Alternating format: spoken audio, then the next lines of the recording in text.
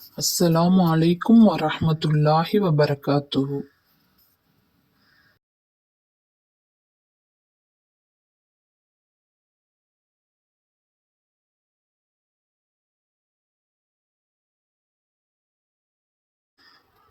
நியாயம் பெற அல்லாஹ் இறக்கிய வேதத்தின் பக்கம், அவனது தூதரின் பக்கம் நீங்கள் வாருங்கள், அந்த சைத்தானிடம் செல்லாதீர்கள் என்று அவர்களுக்கு கூறப்பட்டால், அந்நயவஞ்சகர்கள் உம்மை விட்டு முற்றிலும் விலகிவிடுவதையே நீர் காண்பீர்.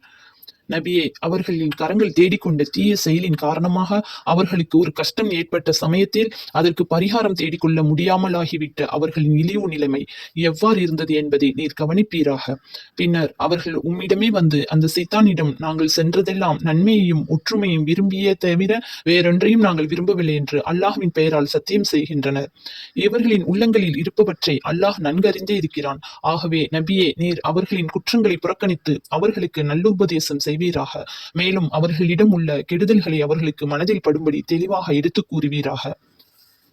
அல்லாஹுடைய அனுமதி கொண்டு மக்கள் அவருக்கு கீழ்ப்படிந்து நடக்க வேண்டும் என்பதற்காகவே தவிர வேறு எதற்காகவும் நாம் எந்த தூதரையும் அனுப்பவில்லை. ஆகவே அவர்களில் எவரும் இதற்கு மாறு செய்து தமக்கு தாமே தீங்கிழைத்துக் கொண்ட சமயத்திலும் நபியே, உம்மிடம் வந்து அல்லாஹ்விடம் தங்கள் பாவ மன்னிப்பை கோரினால், அத்துடன் அவர்களுக்காக அல்லாஹுடைய தூதராகிய நீரும் பாவ மன்னிப்பு கோரினால், பிழை பொறுத்தலை அங்கீகரிப்பவனாக மிக கருணையாளனாக அவர்கள் அல்லாஹுவை காண்பார்கள்.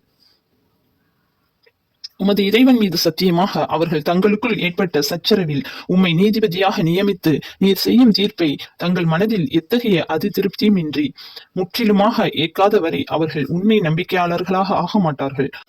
நாம் அவர்களை நோக்கி, நிராகரிக்கும் உங்கள் மக்களை நீங்கள் வெட்டுங்கள் அல்லது உங்கள் இல்லங்களை விட்டு வேறு நாட்டிற்கு புறப்பட்டு விடுங்கள் என்று கட்டளையிட்டிருந்தால், அவர்கள் சிலரை தவிர பெரும்பான்மையினர் இவ்வாறு செய்யவே மாட்டார்கள். எனினும் அனைவரும் தங்களுக்கு அறிவுறுத்தியபடி செய்திருப்பார்களாயானால் அது அவர்களுக்கே மிக்க நன்றாயிருந்திருக்கும். மேலும் நம்பிக்கையில் அவர்களை மிக உறுதிப்படுத்தியும் இருக்கும். அது சமயம் அவர்களுக்கு நம்மிடமிருந்து மேலும் மகத்தான கூலியை நிச்சயமாக நாம் கொடுத்திருப்போம்.